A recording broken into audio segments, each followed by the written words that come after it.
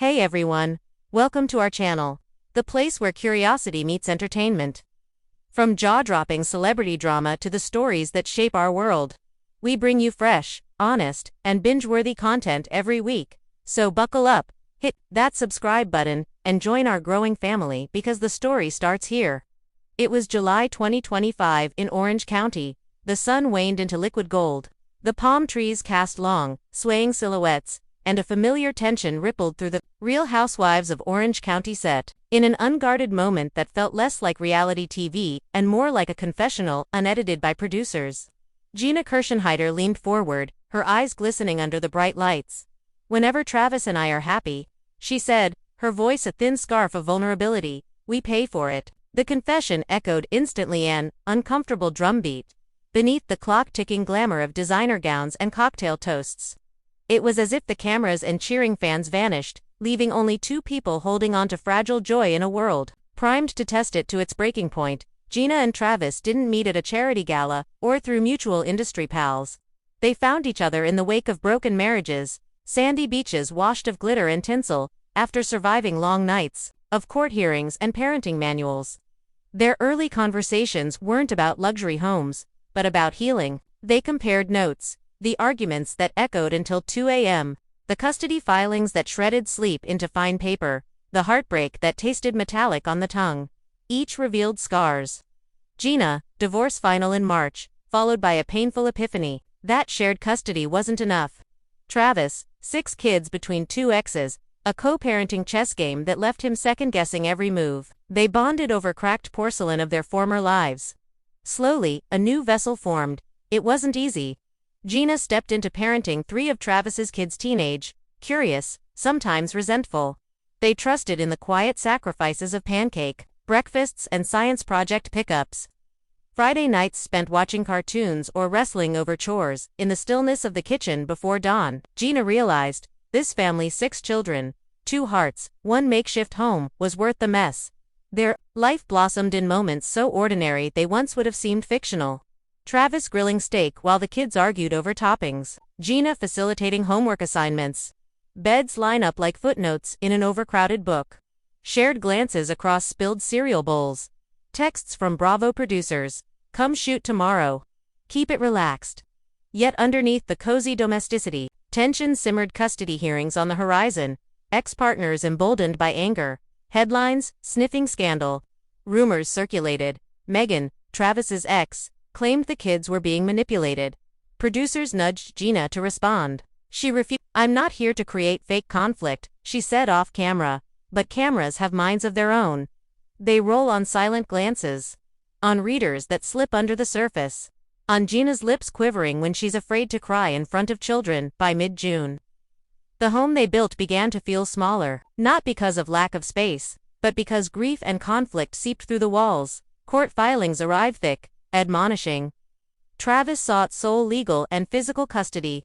He alleged Megan was inconsistent with drug testing and school attendance, that the kids were sometimes showing up hungry, that morning pickups had devolved into emotional minefields. Inside the home, tears, hushed conversations, and an anxiety that stuck. Gina felt her heart contract. Was she contributing to this turmoil? Exhausted nights followed. She comforted 6 kids through nightmares about custody court. She held Travis when he texted the lawyer anxiously at 2 a.m. She managed her own fear of becoming collateral damage in a legal war. One evening, sitting across from Travis at the kitchen table, she whispered, "We can't keep doing this." He looked at her with a mixture of love and dread and said, "I know. But I don't want to lose this or you." Producers caught one haunting scene. The walls emptied, the kids at a friend's house, the couple standing in silence before their kitchen island. Without announcement, Travis moved out in late June. 2 suitcases, a car full of clothes, a house left to still, to clean. Gina stood at the door as he left. No words passed. Only dust motes dancing in afternoon light.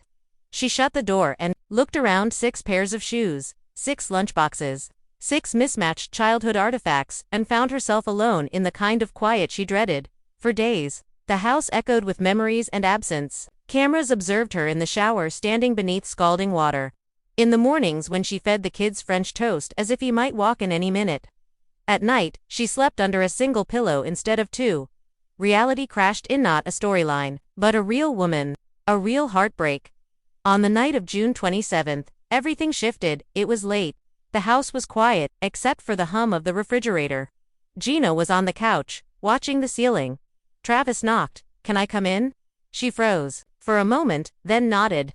He walked through the front door. Without cameras, without witnesses, they stood under warm lamplight, weighed down by months of silence. "He needs me," she whispered. "And I need you," he replied. They held each other for a long time, longer than any camera would have captured. The kids slept upstairs. The world waited outside. But in that moment, they chose each other again. Reconciliation wasn't a press release. It was a now familiar dance of coffee-fueled mornings and whispered apologies. Bunk beds returned. The kids recurled around their parents at bedtime. The wheels of calendar coordination clicked into place again. School, soccer, chorus rehearsals. It felt fragile, like a house built on quicksand. But they rebuilt with tremulous determination. Team bedtime, team science project, team late-night homework. They found laughter again, even if it came in jittery fits. Gina watched Travis coach their son through a practice throw in the backyard. Heard him roughhousing with her younger ones. She realized she'd missed the sound of his voice carrying through their home. But beneath it all pulsed the reality. Court documents, custody hearings. The storm wasn't over. The big custody hearing landed on July 10th, coinciding with the RHOC Season 19 premiere. A convergence to cinematic for fiction. Cameras poised to film their blended family under emotional siege as legal decisions were made. Gina stepped into the courthouse wearing confidence despite shaking hands. She was there for her kids, for her future, for Travis, for their life, now shared and scarred and hopeful. They entered, 6 children trailing like a trail of constellations. Travis' arm around his daughter walked proudly. Gina tucked a strand of hair behind her ear, glanced at her reflection in the polished granite walls. Everything felt fragile. Inside the courtroom, justice, attention, hope. They presented their case, stability, love, to parents committed. Opposing counsel threw allegations. Tension rippled through the air, like laser beams scanning their souls. Outside, cameras captured the crowd. Wives, friends, ex-partners, producers, fans. Every angle pointed at Gina and Travis. It was their most pivotal scene yet. The judge ruled in July. Joint legal and physical custody reinstated, with primary residence at Gina and Travis's home. Temporary measures remained in place until final adjustments. A victory, but fragile. Champagne wasn't popped. Instead, Gina hugged Travis inside the courtroom hallway. Cameras rolled. The kids clung. They walked outside together into some of the heaviest orange light the OC had seen in months. Gina flattened her dress and whispered, "We did it." He kissed her temple. She pressed her hand into his chest, a silent vow. 2 days later, Father's Day trickled into their home like a soft blessing. On the living room wall, Gina pinned handmade letters from her kids. "We love you, Dad." She stepped back. Her smile broke. Instagram was its own stage, but this felt different.